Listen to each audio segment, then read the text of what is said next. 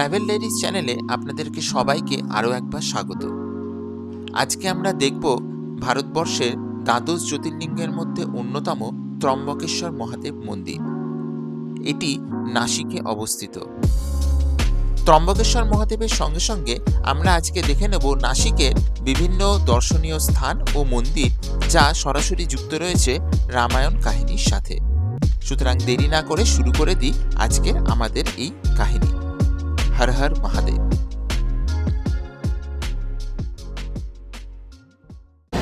ঘড়িতে সময় এখন রাত্রি 10টা। আমরা পুনে থেকে নাসিকের পথে যাচ্ছি। মোটামুটি হাফ রাস্তা আমরা কভার করে ফেলেছি। পুনে পৌঁছানো দেখাচ্ছে প্রায় আমরা 12টা নাগাদ পৌঁছবো, 11:15 নাগাদ নাসিক পৌঁছবো আমরা।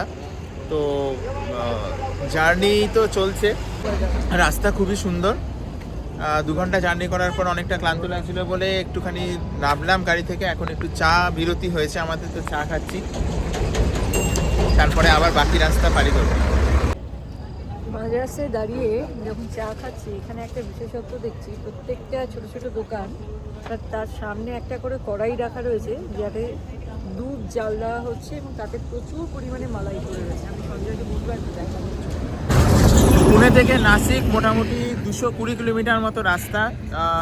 আমরা ক্যাব নিয়েছি, দেখতেই পাচ্ছেন আমরা ক্যাব নিয়েছি। সেই ক্যাবেতে সময় লাগবে, স্টার্ট করলাম 7:30টার সময়, আর দেখাচ্ছে 12টার সময় পৌঁছবো। এইরকম একটা ছোট্ট ধাবার সামনে দাঁড়িয়েছি। এখানে জলের বোতল, চা, ছোট চিপস ফিপস পাওয়া যাচ্ছে, তার সাথে পাওয়া যাচ্ছে কিন্তু এরকম মালাই গোলা দুধ।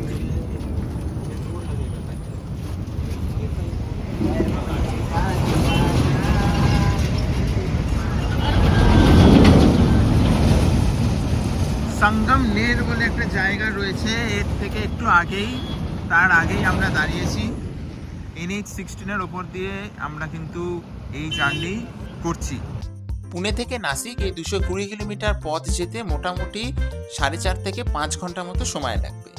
ক্যাবের পাশাপাশি আপনারা কিন্তু বাসও অ্যাভেল করতে পারেন। পুনে থেকে নাসিক যাবার প্রচুর বাস থাকে এবং সেটা সকাল থেকে অর্থাৎ ভোরবেলা থেকেই সেই বাস সার্ভিস কিন্তু পাওয়া যায়, যেটিতে করে আপনারা 5 ঘন্টার মধ্যে নাসিক পৌঁছে সেখানে ত্রম্বকেশ্বর ভিজিট করে আবার কিন্তু ফিরে আসতে পারেন। আমরা নাইট জার্নি করছি কারণ নাসিকে আমাদের এক রিলেটিভসদের বাড়িতে আমরা আজকে নাইট স্টে করব এবং কালকে আমরা ঘুরে দেখব ত্রম্বকেশ্বর। পরের দিন সকালে প্রথমেই আমরা পৌঁছে যাই নাসিকের মেন বাস স্ট্যান্ডে। এটি হলো নাসিকের মেন বাস স্ট্যান্ড, যেখান থেকে ত্রম্বকেশ্বর সহ নাসিকের বিভিন্ন জায়গায় যাওয়ার বাস সার্ভিস পাওয়া যায়। আমরা এখান থেকে ত্রম্বকেশ্বর যাওয়ার জন্য একটি সরকারি বাস ধরে নিলাম। এখান থেকে ত্রম্বকের দূরত্ব প্রায় 30 কিলোমিটার মতো। ভাড়া পড়লো ওই 50 টাকা মতো। এই 30 কিলোমিটারের বেশিরভাগ রাস্তার একদিকে রাস্তার নির্মাণের কাজ চলছিল বলে সময় লাগলো প্রায় 1.5 ঘন্টা আমাদের পৌঁছতে। কিন্তু এই পথের প্রাকৃতিক সৌন্দর্য অনবদ্য। যেহেতু মহারাষ্ট্রে এখন বর্ষা চলছে, তাই চারিদিক যেরকম সবুজ, তার সাথে আকাশে সেই কালো ঘন মেঘ, তার সাথে বৃষ্টি পড়ছে, আর এখানে প্রত্যেকটা পাহাড়ে অজস্র অজস্র ঝর্ণা দেখতে পাওয়া যাচ্ছে। সেই ঝর্ণার জল নদীতে বয়ে যাচ্ছে, নদীর স্রোতও এখানে খুব বেশি থাকছে। তো সুতরাং এই পথটা, এই 1.5 ঘন্টার পথটা কিন্তু আমরা দারুণভাবে উপভোগ করেছি।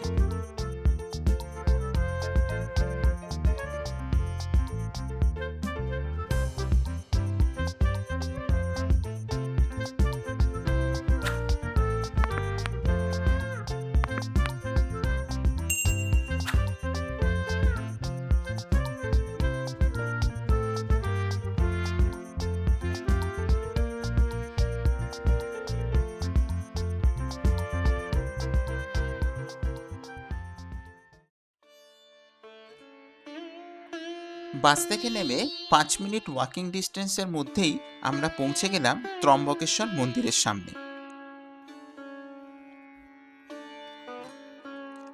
তখন বৃষ্টি কিন্তু অঝরে ঝরছে, প্রত্যেকের কাছেই রয়েছে রেনকোট আর ছাতা। যাই হোক, আমরা মন্দিরে এবারে প্রবেশ করব। তবে মন্দিরে প্রবেশ করার আগে এখানে পুজো দেওয়ার ডালি পাওয়া যাচ্ছে। 100 টাকার বিনিময়ে আমরা একটা পুজোর ডালি কিনে নিলাম।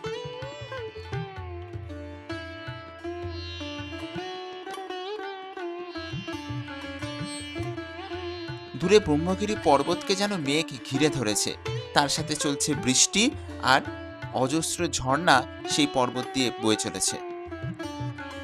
যাই হোক, এবার আমরা মন্দির প্রাঙ্গণে প্রবেশ করলাম।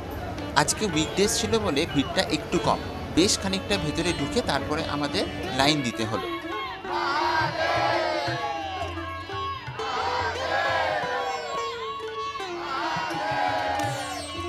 দেবাদিদেব মহাদেবের নাম নিতে নিতে আমরা ধীরে ধীরে এগিয়ে চললাম ত্রম্বকেশ্বর জ্যোতির্লিঙ্গের দর্শনের দিকে। মন্দিরের ভেতরে কোনো রকম ভিডিওগ্রাফি বা ফটোগ্রাফি অ্যালাও নয়, তাই পরবর্তী ক্লিপিংসে আমি ত্রম্বকেশ্বর মহাদেবের যে জ্যোতির্লিঙ্গের ছবি দেখাবো সেটি সরাসরি এখানে বড় এলইডি স্ক্রিনে দেখা যাচ্ছে।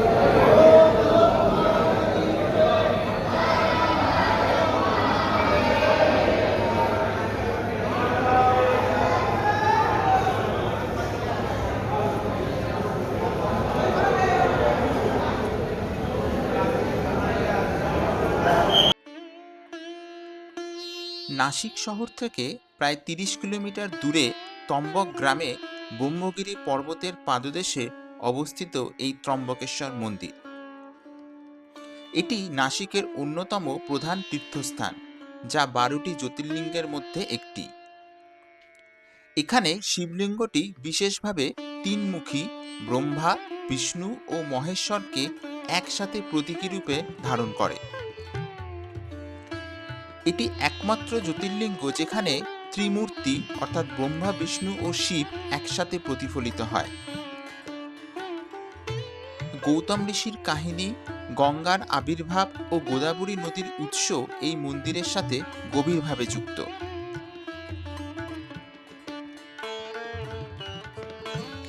পৌরাণিক কাহিনী অনুযায়ী গৌতম ঋষি ও অহল্যা এই ব্রহ্মগিরি পর্বতে বসবাস করতেন। তাদের তপস্যার ফলে আশ্রমে সর্বদা খাদ্যের প্রাচুর্য ছিল। অন্য ঋষিরা ষড়যন্ত্র করে গৌতমকে গোমেধ হত্যার পাপে জড়িয়ে দেন। গৌতম ঋষি শিবের কঠোর তপস্যা করেন। শিব সন্তুষ্ট হয়ে গঙ্গাকে আহ্বান করেন, যা গোদাবরী নামে প্রবাহিত হয়। এই ত্রম্বকে শিব স্বয়ং তিনমুখী জ্যোতির্লিঙ্গ রূপে প্রকাশিত হন।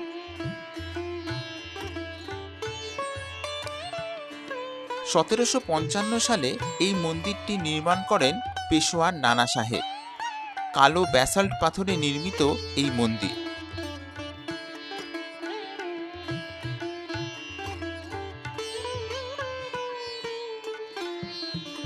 এই ত্রম্বকেশ্বর মন্দিরের আরও একটি আকর্ষণীয় দিক হল এখানকার পঞ্চমুখী মুকুট, হীরক, পান্না ও রত্নখচিত রূপালী মুকুট, যা শুধুমাত্র সোমবার সন্ধ্যা আরতিতে দর্শন পাওয়া যায়।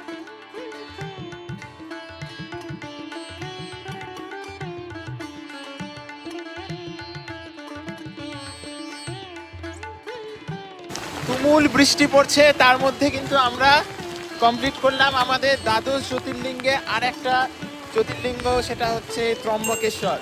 মহারাষ্ট্রের 3টের মধ্যে 2টো আমাদের কমপ্লিট হয়ে গেল। এর আগে ভীমাশঙ্কর দেখিয়েছি, আর এখন ত্রম্বকেশ্বর। পরিবেশ অদ্ভুত পরিবেশ, মানে বৃষ্টি, চারিদিকে পাহাড়। এই যে আমার এই পিছনে এগুলো সব পাহাড়, পুরো মেঘে ভরে রয়েছে, তুমুল বৃষ্টি হচ্ছে, কিন্তু তার মধ্যে কিন্তু আমরা খুব সুন্দর দর্শন করেছি। এখানে স্পর্শ দর্শন হয় না, কিন্তু তাছাড়া আমরা বেশ ভালো দর্শন করেছি। আজকে উইকডেজ, খুব একটা ভিড় নেই। 1 ঘন্টা সময় লাগলো, 11টায় লাইন দিয়েছি, পারফেক্ট 12টায় আমাদের কিন্তু দর্শন কমপ্লিট হয়ে গেছে। এবং আমাদের দর্শন কমপ্লিট হলো, তারপরেই কিন্তু দর্শন বন্ধ হয়ে যায় 1 ঘন্টার জন্য, 12টা থেকে 1টা, তখন ঠাকুরের ভোগ হয়। আমরা দেখলাম ভোগ ঢুকলো।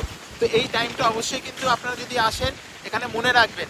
তবে চারিপাশের অপূর্ব দৃশ্য, চারিদিকে ঝর্ণা, পাহাড় থেকে ঝর্ণার জল পড়ছে মেঘাচ্ছন্ন এই বৃষ্টির দিনে, এই মনসুন সিজনে। সত্যি মহারাষ্ট্র এক্সপ্লোর করা, এই সমস্ত জায়গা এক্সপ্লোর করা দারুণ এক্সপিরিয়েন্স। কেমন লাগলো তোমার? দারুণ দারুণ লাগছে, আর এত সুন্দর দর্শন হলো। এত দুর্যোগের ভেতরেও ভাবতে পারিনি যে আমরা ভালোভাবে এত সুন্দরভাবে দর্শন করব। আর সত্যি মনোরম দৃশ্য, চারিদিকটা পুরো চার সাইডটা মন্দিরে পাহাড়ে ঘেরা, আর সমস্ত পাহাড় থেকে কত যে অজস্র ঝর্ণা বইছে, কি অপূর্ব দৃশ্য বলে ওঠানো যাবে না। এই হচ্ছে মন্দির, এই মূল মন্দির পুরো কনস্ট্রাকশন, মানে এখানে রিকনস্ট্রাকশন বা মেরামতির কাজ কিন্তু সবসময় চলতে থাকে। ভেতরে যেরকম শিব মন্দির যেরকম হয় সেইভাবেই, মানে এখানে 3টে ছোট ছোট শিবলিঙ্গ নিচের দিকে ব্রহ্মা বিষ্ণু মহেশ্বর রূপে এখানে পূজিত করা হয়। आज हम लोग जो ये त्र्यंबकेश्वर दर्शन किया उसके पीछे इन लोगों का बहुत बड़ा हाथ है। और साथ में मेरा भी। हाँ, इसका सबसे बड़ा हाथ इसका है। हाथ दिखने में छोटा है बट बड़ा है हाथ इसका ही। बहुत अच्छा लगा। क्या बोलने चाहते हो, कैसा लगा? अच्छा लगा है यहाँ पे आकर। Okay. ये है भगवान भोलेनाथ का मंदिर। हम यहाँ पे आए हैं, तो आज हम आपको सब कुछ दिखाने वाले हैं। और हम सब कुछ दिखाएंगे। दर्शन कैसे हुआ? बहुत अच्छा हुआ।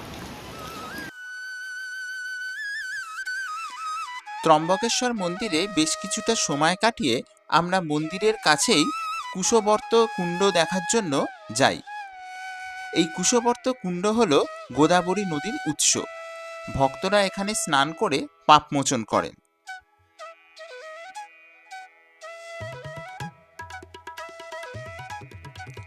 এটি হলো গোদাবরী মাতার মূর্তি এবং ঠিক যে জায়গাটি দেখছেন এইখান থেকেই গোদাবরীর উৎস। এই জায়গা থেকেই সারা বছর জল এসে এই কুণ্ড ভর্তি হয়।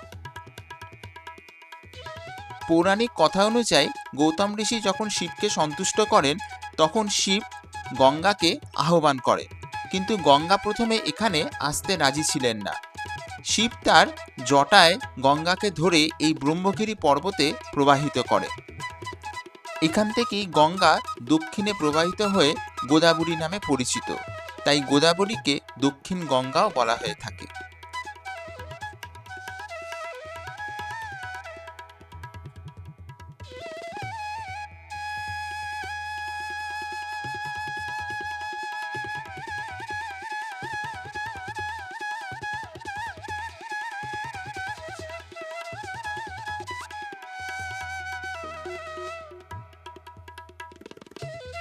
এখানে এসে অনেকেই এই ব্রহ্মগিরি পর্বত ট্রেক করেন বা পরিক্রমা করেন, তবে আমি সাজেস্ট করব ওয়েদার ভালো থাকলে তবেই কিন্তু আপনারা এই পরিক্রমা বা ট্রেক করবেন।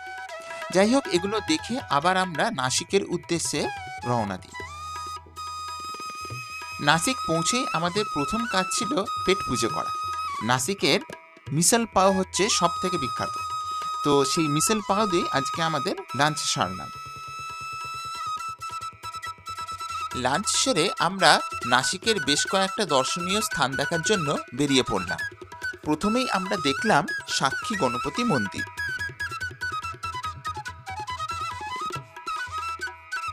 এই সাক্ষী গণপতির পাশেই রয়েছে ভদ্রকালী মন্দির। বন্ধুরা, নাসিকের গোদাবরী তীরে অবস্থিত এই ভদ্রকালী দেবী শুধু একটি পূজাস্থল নয়, বরং শক্তি, ভক্তি আর আধ্যাত্মিকতার কেন্দ্র। এরপরে আমরা চলে এলাম কালারাম মন্দির দর্শনে। নাসিকের পঞ্চবটির কালারাম মন্দিরের মূল আকর্ষণ হল কালো পাথরের রাম, সীতা ও লক্ষ্মণের মূর্তি। পেশুয়া যুগের এই স্থাপত্য আর ভক্তদের ভক্তি সব মিলিয়ে এই মন্দির ইতিহাস, পৌরাণিক কাহিনী এবং আধ্যাত্মিকতার এক অনন্য নিদর্শন। প্রায় 1788 সালে পেশুয়ার যুগে স্থানীয় ধনী ভক্ত সধিরাম সাহু এই মন্দির নির্মাণ করেন। এখান থেকে আমরা একটা অটো ভাড়া করে নিলাম আরও বেশ কয়েকটা জায়গা দেখার জন্য। অটো পড়লো 250 টাকা মতো, কিন্তু আপনারা দরদাম করে নেবেন।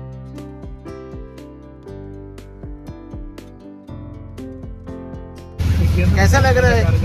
बहुत अच्छा लग रहा है हमें घूम के। और मिसल खाना कैसा रहा? बहुत अच्छा। রামায়ণের কাহিনী অনুযায়ী রাম, সীতা ও লক্ষ্মণ নাসিকের পঞ্চবটি অঞ্চলে পাতার কুটিরে বসবাস করতেন, যা আজ রামচন্দ্রের পর্ণকুটি নামে পরিচিত।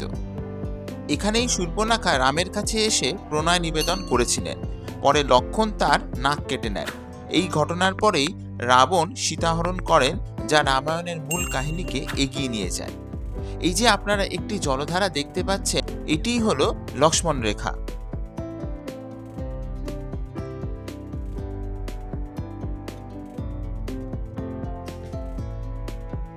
আমাদের পরবর্তী দ্রষ্টব্য স্থান হল কাটিয়া মারুতি মন্দির বা লম্বে হনুমান। এটি নাসিকের পঞ্চবটি অঞ্চলে অবস্থিত, যেখানে প্রায় 11.5 ফুট উঁচু ও 7 ফুট চওড়া হনুমানজির বিরাট মূর্তি রয়েছে। বিশ্বাস করা হয় পাণ্ডবরা বনবাসকালে এখানে একটি কাঁটাযুক্ত গাছের নিচে হনুমানজির মূর্তি খুঁজে পান। কাঁটার মধ্যে পাওয়ার জন্য এই মূর্তির নাম হয় কাটিয়া মারুতি। এর পাশেই রয়েছে জানকী মাতা মন্দির। এখানে সীতা মাতার প্রতিমা পূজিত করা হয়, যা রামায়ণের বনবাসকালের স্মৃতিকে জীবন্ত করে তোলে।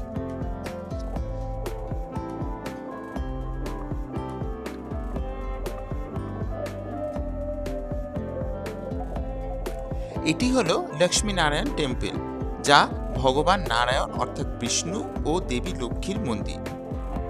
এটি পঞ্চবটি শহরের রামকুণ্ডের কাছাকাছি অবস্থিত। এখানে ভগবান বিষ্ণু ও লক্ষ্মীর যুগল মূর্তি পূজিত হয়। এই মন্দিরের সংলগ্ন একটি গোশালাও আমরা দেখতে পেলাম। এরপর আমরা যে জায়গায় যাব, সেই জায়গাটি হলো যেখানে লক্ষ্মণ শূর্পণখার নাক কেটেছিল। এই জায়গায় লক্ষ্মণ শূর্পণখার নাক আর কান কেটেছিল। সেই জায়গাটাতে আমরা এখন ভিজিট করতে এসেছি। ये जगह पे लक्ष्मण जी क्या किया था? नाक कापा था। हाँ, किसका? वो टाइम मुझे शूर्पणखा का। शूर्पणखा का नाक कापा था। हाँ। এই জায়গাটিতে সরাসরি কোনো দেবতার মূর্তি না থাকলেও ঘটনাস্থলটিকে স্মৃতিসৌধ হিসাবে পূজিত করা হয়। স্থানটি রামায়ণের কাহিনীর সাথে সরাসরি যুক্ত হওয়ায় ভক্তরা এটিকে অত্যন্ত পবিত্র বলে মনে করে। বিভিন্ন ছবি এবং মডেলের মাধ্যমে এখানে দেখানো হয়েছে যে কিভাবে লক্ষ্মণ শূর্পণখার নাক কেটেছিল, এবং এই ঘটনাই রাবণের ক্রোধকে উস্কে দেয় এবং পরে সীতাহরণের সূত্রপাত হয়। জায়গাটি দেখার পরে আমরা এখান থেকে হ্যান্ডমেড কুলফি খেয়েছিলাম। কুলফির স্বাদটা কিন্তু ব্যাপক ছিল।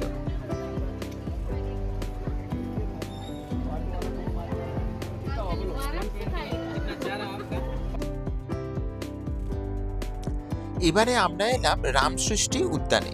এটি একটি সুন্দর পাবলিক পার্ক, যা স্থানীয়দের কাছে বিশ্রাম ও হাঁটাহাঁটির জন্য জনপ্রিয়।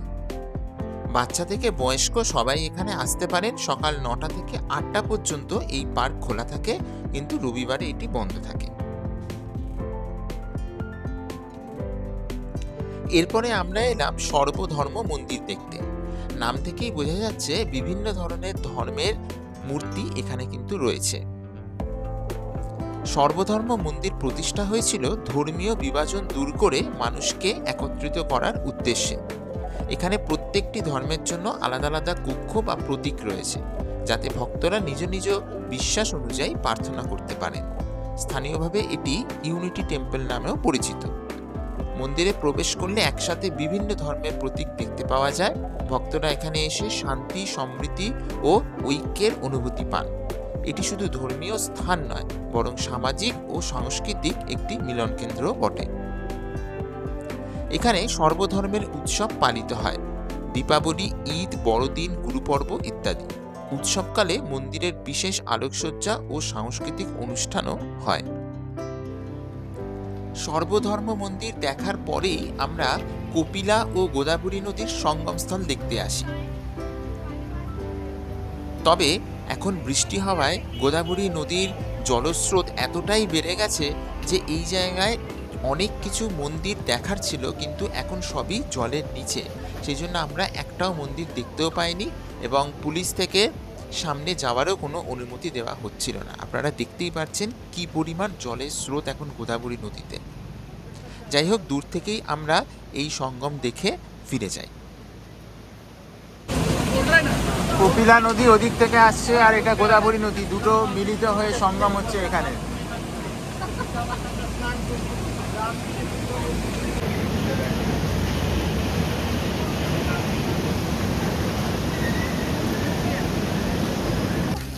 अभी हम जा रहे हैं सीता घूमते।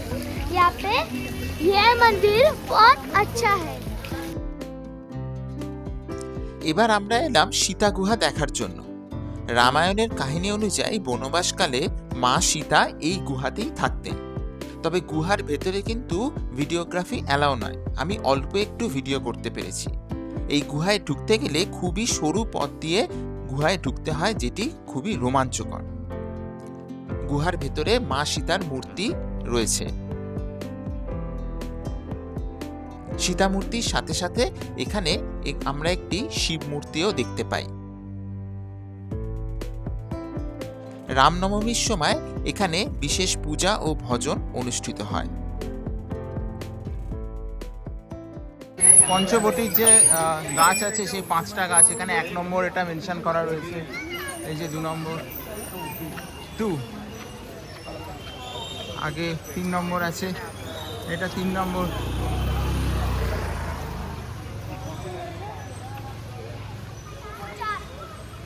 চার নম্বর, এই এটা হলো 4 নম্বর,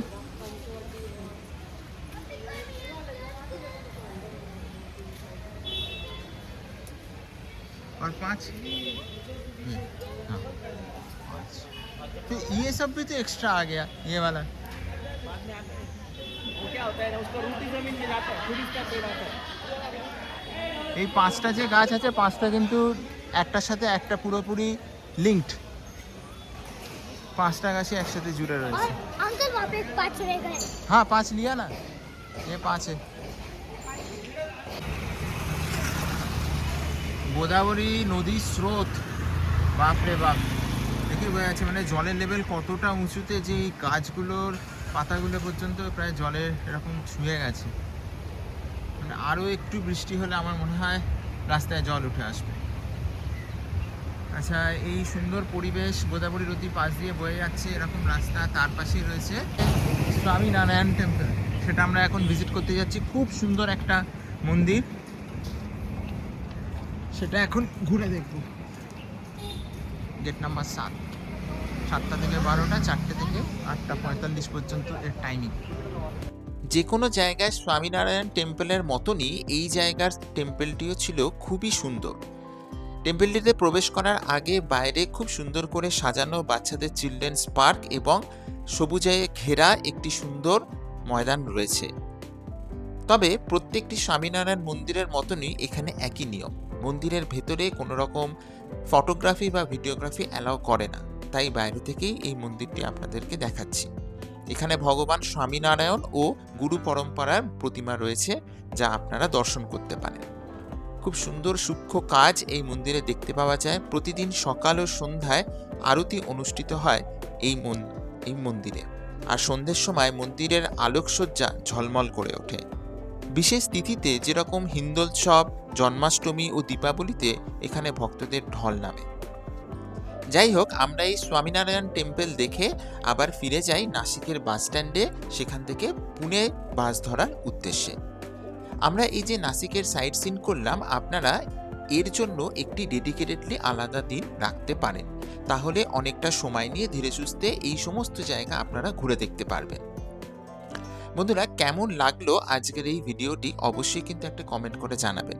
ভিডিওটি ভালো লাগলে এবং ইনফরমেটিভ মনে হলে ভিডিওটিতে অবশ্যই একটি লাইক করবেন এবং শেয়ার করে দেবেন আপনাদেরই বন্ধু বান্ধবদের সাথে, যারা এই ধরনের ভ্রমণমূলক ভিডিও দেখতে চান এবং দ্বাদশ জ্যোতির্লিঙ্গ ভ্রমণ করতে চান। খুব তাড়াতাড়ি ফিরব আরেকটি ভিডিওতে, যেখানে থাকবে আরও নতুন কিছু গল্প। আপনাদের সাথে আমার এই সফর জারি থাকবে, কেননা life is all about travel.